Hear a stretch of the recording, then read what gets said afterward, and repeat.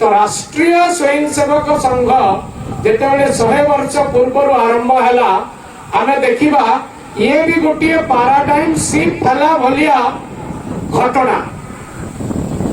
राष्ट्रीय स्वयंसेवक संघ जो समय आरंभ है से समय भारत वर्ष राजनैतिक दल हिसाब से राजनैतिक क्रियाकलाप हिसाब से भारतीय जातीय कांग्रेस, जस्टिस पार्टी, हिंदू महासभा समाज दोष दुर्बलता को दूर करने समाज रे किसी विधायक कार्य हेबाई आर्य समाज, ब्रह्म समाज, रामकृष्ण मिशन यही प्रकार अनेक संगठन थिला। आमे भी आमर जदि चारिआड़ को अनेबा निज निज अंचल रे अनेक गुड़िए संगठन आरंभ होइछि, सेमाने काम करिसंती विभिन्न प्रकार।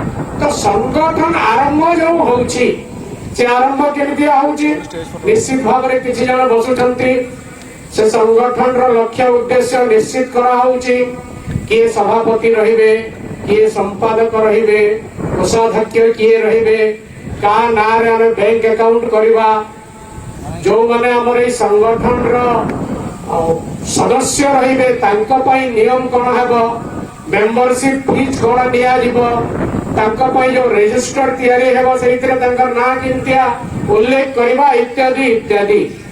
गोटे संगठन एई प्रक्रिया रे आरंभ हुए किंतु यदि राष्ट्रीय स्वयंसेवक संघर आरंभ प्रक्रिया को देखिबा जेतेबेले परम पूजनीय डॉक्टर केशव बलिराम हेडगेवार संघ आरंभ कले संघर ना नथिला।